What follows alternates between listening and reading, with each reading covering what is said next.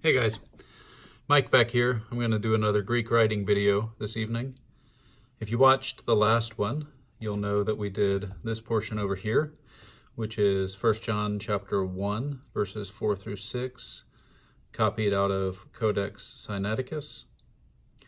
I did that in diamine ancient copper with a 1.1 millimeter stub nib, and I really like the way that turned out. Even had to come back, and this is the first corrector's hand here. If you know anything about textual criticism, that might strike you as funny or just stupid. I never did figure out exactly what's going on with that one other correction. It was very small, and it looked like it was the word agape that fit in there, and I'm going to have to do a little more research and fix that. But tonight, I'm going to do this portion over here, which is going to be copied out of the Stephanus 1550. And you can see here, I've actually got a bound copy of a facsimile that I purchased from an online book printer where you upload the file and they just print the book out and send it to you, or send it to you. And I'll probably do a review on that whole book and the process of making that, because it's rather interesting at a different time. But you can see here that I'll be copying. I got the images. They were sourced off of CSNTM, the Center for the Study of New Testament Manuscripts. And that's a great site that has lots and lots of really good material. So this was the beginning of 1 John chapter 1, verses 1 through 3. I posted some pictures and people seemed interested, so I posted this video. I got some good feedback, so we're going to continue with the series. The last time I did the Stephanus, I did it using this pen, which is a TWSBI. This is an Eco T special edition. It's got an extra fine nib, and it's got a blue-black Caranda Ash ink in it. And as I mentioned in one of my videos, it's rather a dry writer and a little bit scratchy. And so I've made the decision that I'm not going to use this pen. I am actually going to use this one. Also a TWSBI. This is a Diamond 580 AL. And it is, instead of being an extra fine, it's just a fine. So I'm moving up one size in nib.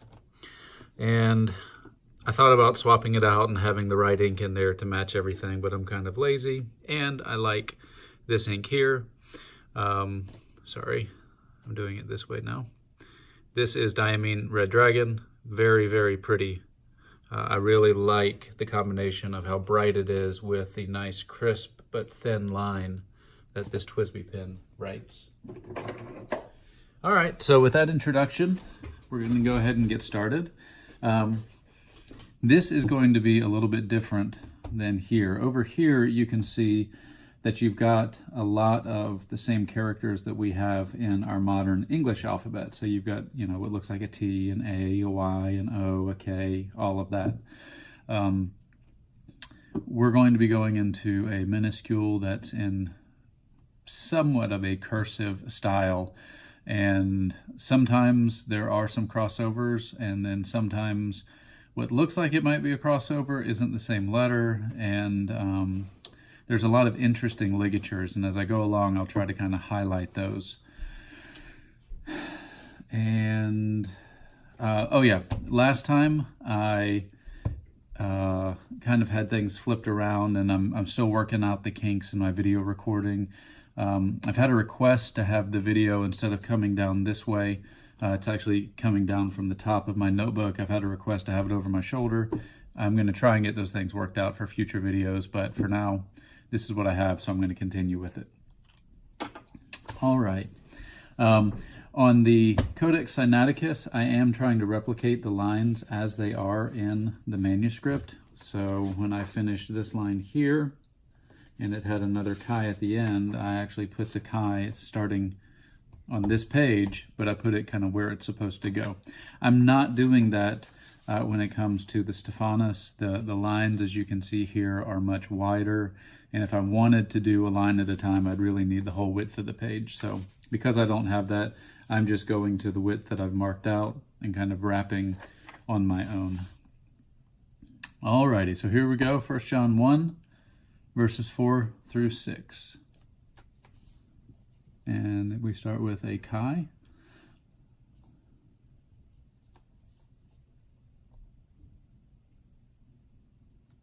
And it's interesting, you'll see these kind of big swoopy letters coming in to get, oh, that's not very good. But there's definitely kind of a cursive feel to many portions of this, even though there's also, it's about a half and half mix, I would say, between just printed and cursive, where you're having one letter run into another. Like here in the tauta, you'll have the first 3 letters be connected, and then the last 2 letters are also connected. And obviously, you'll notice right away I'm doing breathing marks here, and the accents, and over here in the Sinaiticus, the unsealed, the majuscule, really the only vertical marks that you have, at least in the original, are the diaereses over the upsilons, and a lot of the, it seems to be that it's the iotas when it starts a word, not when it's in the middle of the word, and the same with the upsilon. So when you see those, if you go peruse these manuscripts, you know, there's some kind of markers that you can use, and if you see those, that gives you a good clue that there's a word break there. So we have anangelimin humin, and so you can know that, you know, since it's all just written together, you got to have some stuff to help you out. So here we go. We've got chi, tauta, and then we're going to have a graphamen, and this is going to be an interesting gamma. And it's a ligature of a gamma and a rho together, and it almost looks like,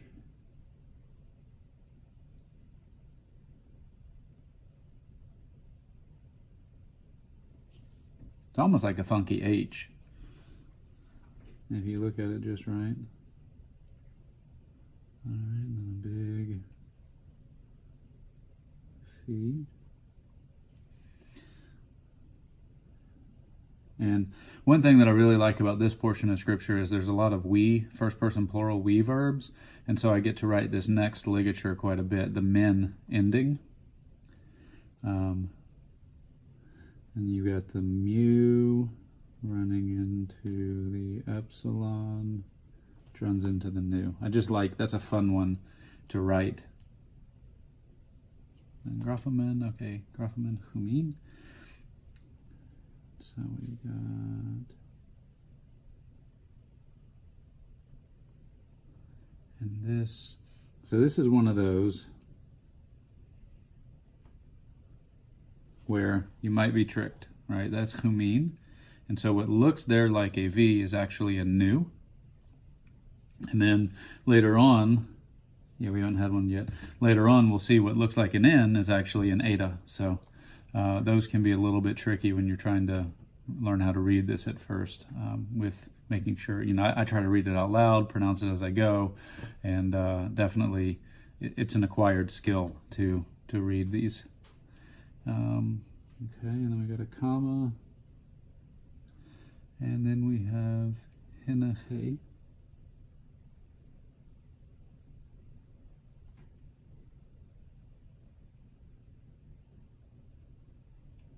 Hina. And then here, that is an eta, not a nu. So hina, hey, and then hara.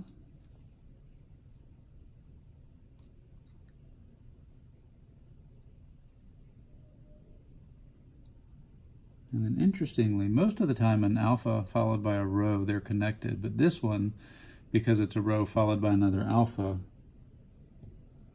it's connected to the second alpha.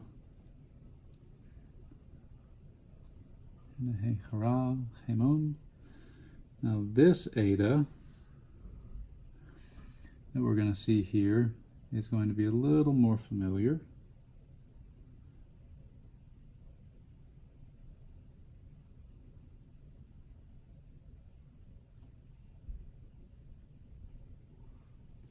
All right, there you go.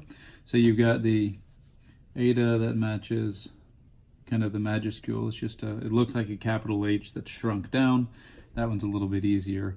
I haven't yet figured out, sometimes there are some patterns for when they use which one, but there's several different etas that they use. For instance, let me see if we can get it in frame here. So we've got this is the kind of small capital H looking one. That is the lowercase n looking one. But then periodically you'll have this, which almost looks like the kappa with the left bar that's a little bit taller.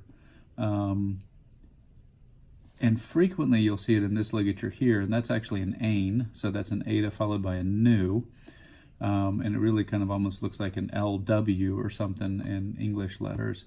And most, you know, it seems that most of the time that's when you'll see that kind of an eta, but here you have it just standing by itself, whereas most of the time I find that this will be the eta form that's used by itself. But even that's not true, because here you have that eta by itself. So I don't know if... I believe that the Stephanus is a printed text that was based off of letters that were carved based off of written text. And so I'm not sure if, you know, what letters they had in order to make this page factored into what it looked like or whatnot. But as soon as I think that I found a pattern, it seems like that pattern goes away. And so it's kind of always an interesting thing. So, hina he charachemon A. All right, so we've got an eta with the iota subscript. A.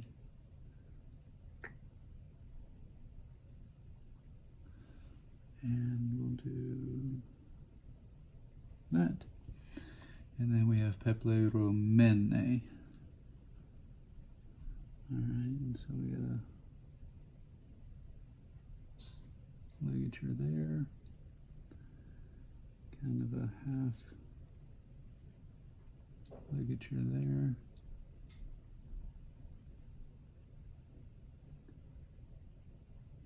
I don't really like my rows when they're by themselves. For some reason, they just always look kind of childish in my writing to me.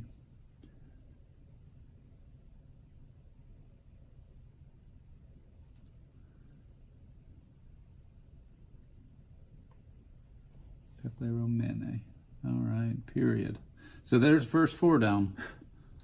That wasn't too painful. It wasn't too long. All right, so we're going to now do a capital kappa, which in this version is very blocky, much like our modern printed text. All right, so we've got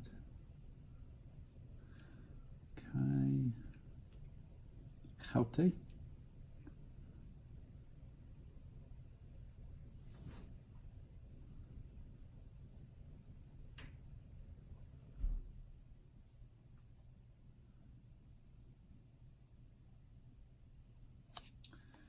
So kai chaute estin. Now this is kind of a cool one. All right, here's one that looks almost nothing like any Greek that you've seen unless you've studied manuscripts like this. This word here, yep, good, that's in view. This word here is estin. All right, I'm actually gonna pick it up and get it in close to the camera there. Now, it almost looks like 651V, okay? But that first character that looks like a 6 is actually an epsilon. And then what looks like a 5, as far as I can tell, is a ligature combination of a sigma and a tau. And then you have, of course, an iota and a nu, and those aren't too terribly difficult to figure out.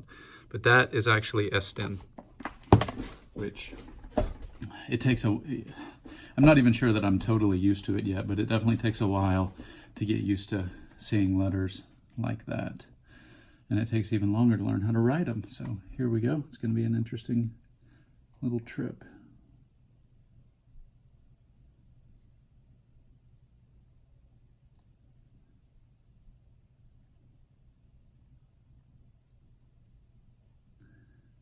Breathing mark and accent. Okay. All right, so we've got kai haute esten he.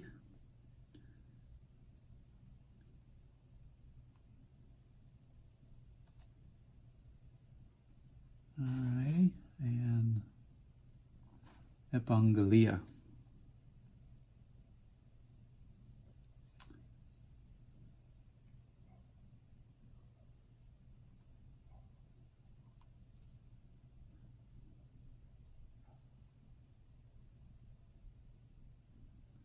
And when you have these doubled up gammas, they seem to typically have this kind of stair-step pattern to them, as you can see here. And I'm copying that from right there. And I don't really know why, but it's very common for them to do that. I guess if they didn't do that, it may look like, you know, an iota tau or something kind of like that. All right, and here we're going to see, this is actually a hain, not an ain, but we'll get to see the eta nu ligature. That is kind of interesting. So like I said, it looks almost like it's an L followed by a W, and it is a hain.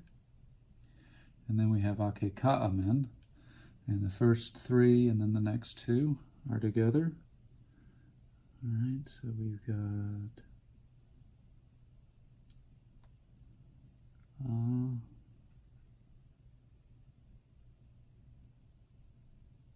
okay,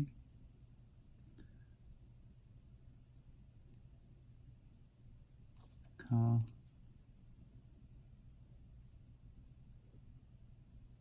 and again we've got the man ending for the first person plural. And let's see, we've got a smooth breathing mark, and then ka'amen. And then we have an op from him.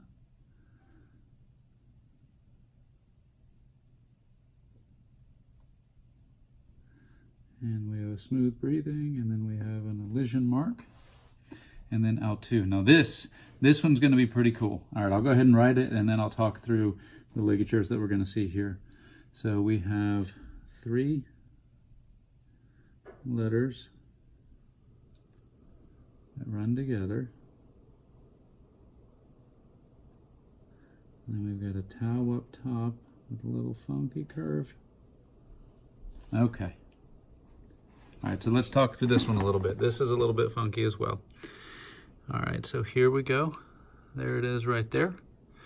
And that in modern Greek text would be alpha, or I mean, I guess it's always true, but the way it would be spelled out in a modern Greek New Testament would be alpha, upsilon, tau, omicron, upsilon.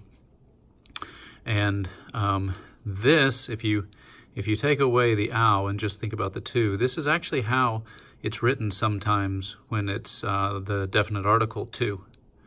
And so what you have here is you can see the alpha and the upsilon, and then you've got the tau up top, and then that little curve off to the right, as far as I can tell, that is actually the accent mark, the circumflex. And then this kind of serpentine looking thing down there, that's an omicron with an upsilon on top, and that's a ligature for an u. So pretty cool stuff. I enjoy figuring out what those are, and later on in here there's definitely some other interesting ones. In fact, there's some whole words that basically come down to one symbol, and those can be particularly challenging to figure out, but this one's not too difficult. All right, so kai haute estin he epangelia he nake ka'amen apautu, comma, kai, and this is another ligature here, so we'll have the kappa swinging out, and there you go. Why? I don't know. Sometimes they spell it out, sometimes they write it with this shorthand. This seems to be one of the more common ones, but then they also have this one here that we'll get to at the end of this line, and that's a chi as well.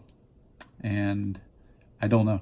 I just have to kind of learn that one. I can't really parse that apart into anything that makes any sense. The only thing that seems to be common is you have this grave or grave or grave, I think it's grave, accent here that seems to be a part of it, but I couldn't tell you, it looks like a sigma in there, and there's not a sigma in chi, so I don't know what's going on with that. All right, so chi anangelamin humin. Now, so this is another one interesting here. There's an alpha followed by a nu, and so the alpha kind of gets skewed, it seems like a good bit, in this one going from the alpha into the nu. And so we will write out anangelamin.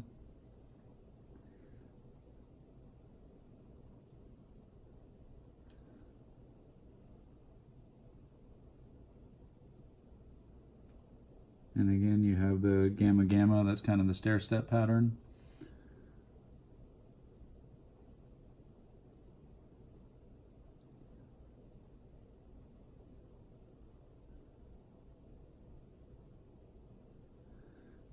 And John is still talking in the first person plural, so I got another men. Love it. And then humin. All right, let's see here. The mu.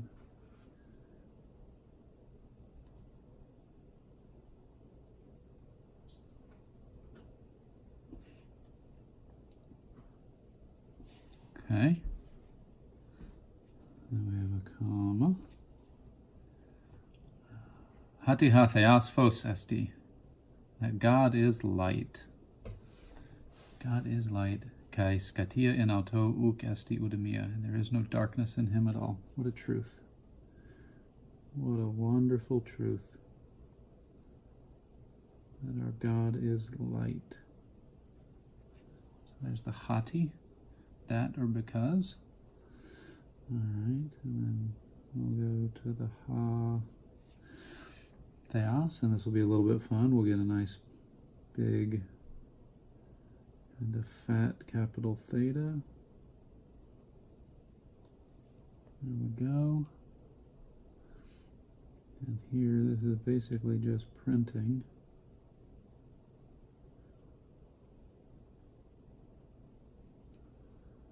And that's a graph as well. And so you can see here in the Middle Ages, they kind of, at least towards the end, they stopped doing the nomina sacra as much. If you go and you find some minuscules earlier on, and I'm just kind of guessing here, but like 11th, 12th century, you will still find a good bit of the nomina sacra, the contractions with the bar across the top for names like Jesus and Christ and God and even Father and Jerusalem and things like that. But this later minuscule, they were moving towards kind of spelling everything out. And so here you can see that we have the full theos spelled out, whereas here in the Codex Sinaiticus you had the nomina sacra with the theta, sigma, and the bar across the top to indicate that. All right, so hati ha theos phos este. All right, I do not care for my lowercase p's. They just don't look quite like they do in the books. All right, and so here we're going to see very similar to this, except this is, SDN or SD, you've got the movable nu, and this one doesn't have it, at least in this one. I think in the modern versions it actually does. That was my dad texting me, by the way. So here we're going to have SD, and this one really does just look like 651. So I'm just going to draw a little 6. And there you go, 651 or SD, which is. Okay. And then chi, I'm telling you, this one's just a weird one. You come up, dip, swing down, finish with a C. Don't know why. Can't tell you. That's a chi. Can't tell you why. Chi scatia.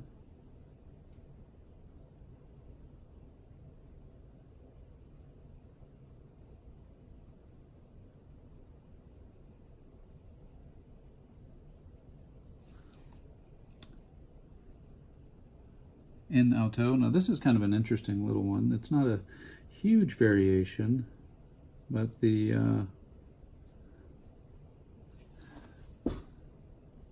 epsilon here looks like a C. The only time that I can think of that I've seen that is actually in the preposition in, like we see it here, and that seems to be very consistent. That, well, no, I take that back. I think, yeah, you can see right here you've got a different form with kind of the epsilon that really looks like an E. So I don't know why. I have a feeling that this particular version is kind of an amalgamation of a lot of different scribal techniques, but again, I'm not an expert in this field. I'm making a lot of guesses. Do not take anything that I'm saying for truth at all, please. This is the opinion according to Mike, and nothing more than an opinion. All right, so in kai scatia in alto. All right, here we're gonna have a pretty cool one coming up here on the end of this alto. All right, and all four of these are actually connected.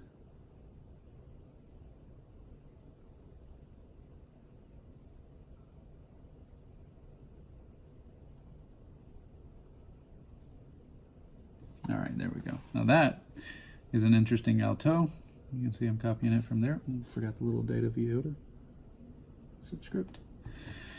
So that kind of flourish on the end of the omega there is actually the circumflex accent. So there you go. Now here we've got an ook, and you'll see again the OU diphthong that is written as a single ligature. All right, so you've got do. There you go. There's an ook. And I think we've got room for this estin. All right, and so here we don't have the E or the epsilon that we've had before. I'll tell you what, I'm going to go ahead and get rid of my line there just in case I go over a bit. Here it goes back. These are the ones that help me kind of figure out what's going on. So I'll show you, I'll write it and then I'll talk about it a little bit. So you've got that, just a normal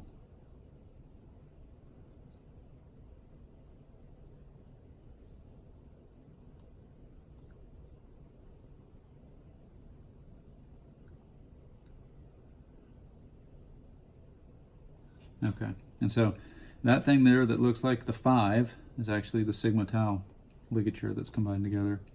So ook estin udemia.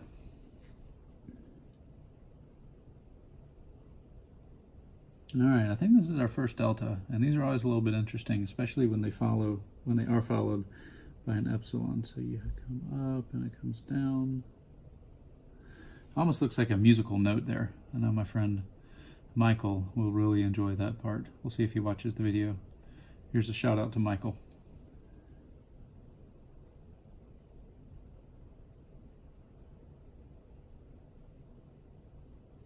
Udemia. All right, and that's the end of verse 5. All right, so we've done verses 4 and 5. Got just one more to come. And I'm actually gonna block this just for now, just while I'm writing so that my hand doesn't smear what's going on here. All right, so we're gonna go ahead and start verse 6, and shouldn't be that long. It's gonna start a new sentence, so we get a capital epsilon.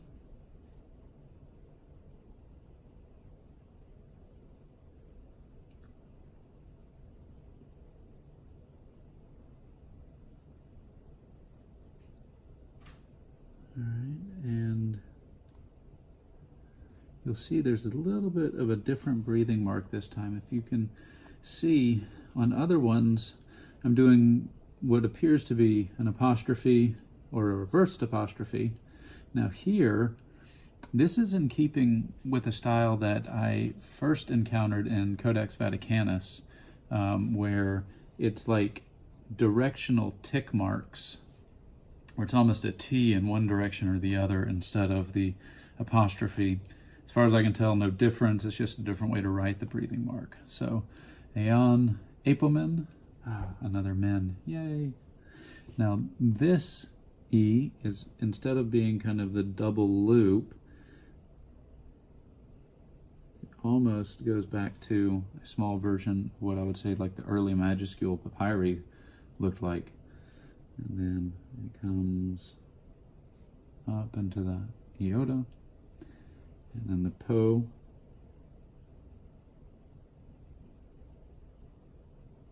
and the men. Yay! All right. So we've got Aeon Apomen, and then another Hati. So if we say that koinonian, fellowship,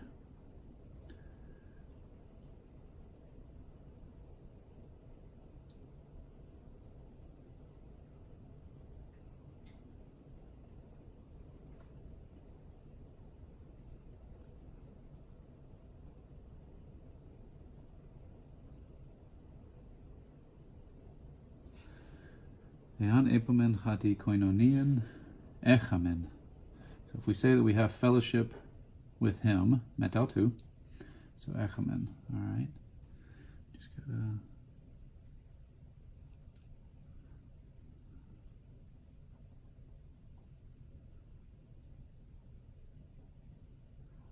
and another man.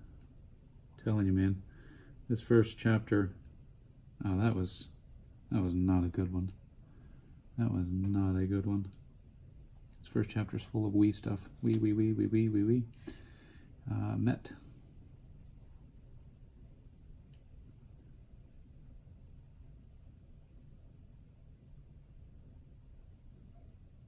There's the mark of elision, and then L2. Got another kind of curly Q instead of a circumflex.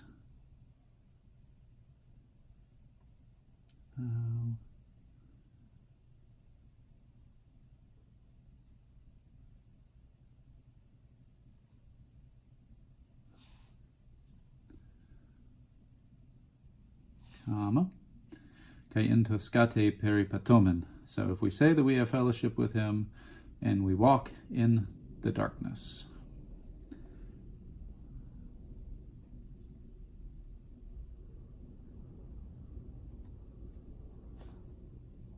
Probably could have done that one a little bit better.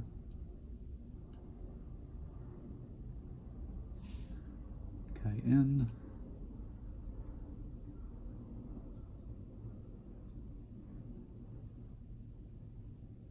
To.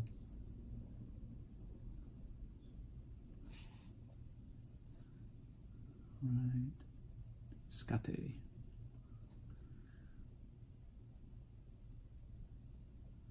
I kind of am tempted to insert a bad Star Trek joke here or something about Scotty, but I'm gonna hold off in the hopes that you guys will keep watching.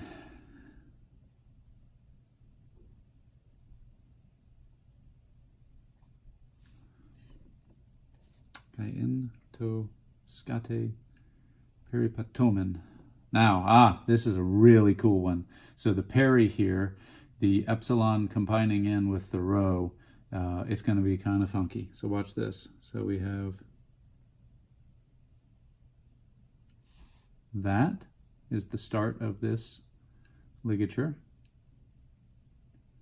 And then the P here, instead of having the 2 feet or legs like it normally does, it actually uses an omega for the bottom, which is kind of common. It seems like it's kind of common before an epsilon. And then you put a little C on top, and there you go. There's a peri.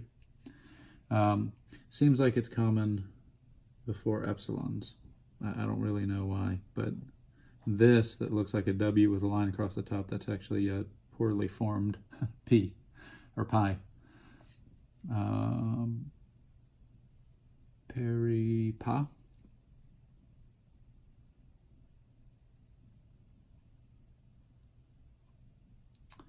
And where are we? And then toe and then men.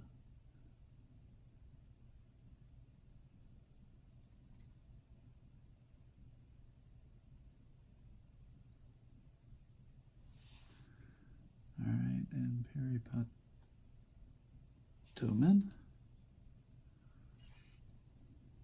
Here we go. Here's where I made my little translation kind of gaffe last time.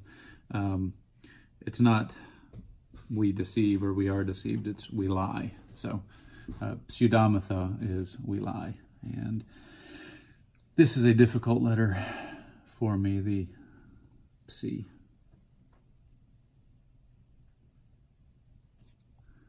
Because I just don't seem to get the, yeah, it just never kind of seems to come out as good. And then down with delta on top of the omicron, and then metha.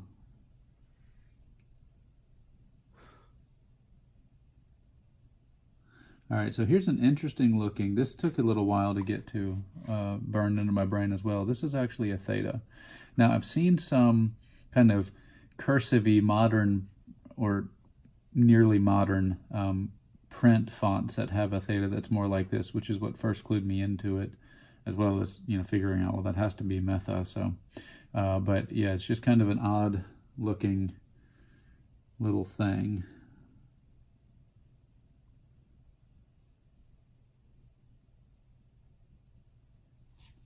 So there is my, again, bad version of it. Pseudamatha. All right, we're closing in on the last little bit. Let's see. Pseudamatha kai u poiumen tein aletheon. All right, so we got another kai here. So kai, and then u, negation of something. U. Poiumen, we do not practice, or we do not, poiumen tein aletheon, kind of, we don't work the truth, we don't practice the truth.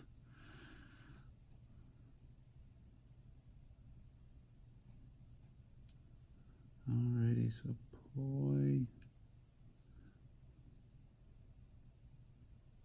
u, and like I said, another min.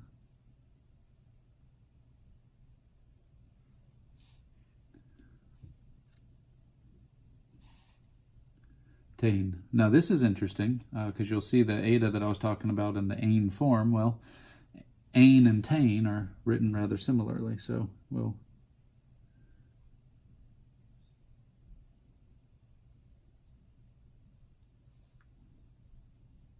tein. And then we have a aletheon, and we do have an interesting diphthong in here with the epsilon iota. This is one that I'm not all that great at writing, and here's kind of a different version of the alpha as well. You can see there, that's much more like the old majuscule. Really, that looks to me like a papyrus alpha, even more so than this. It's kind of the line and then the loop, which seems to be kind of a pattern that I've seen more in the papyrus manuscripts that I've seen. Now, I haven't seen any in person. This is all stuff online. Again, go to csntm.org. Fantastic resource. They have so many things that you can go look at. You can just spend hours and hours and hours and hours. So we have loop, and then alpha, lambda. Where are we finishing up? All right, then we've got an eta, and then a kind of the funky theta, and then it dips down, comes back across itself, and then up, and then finish with an on.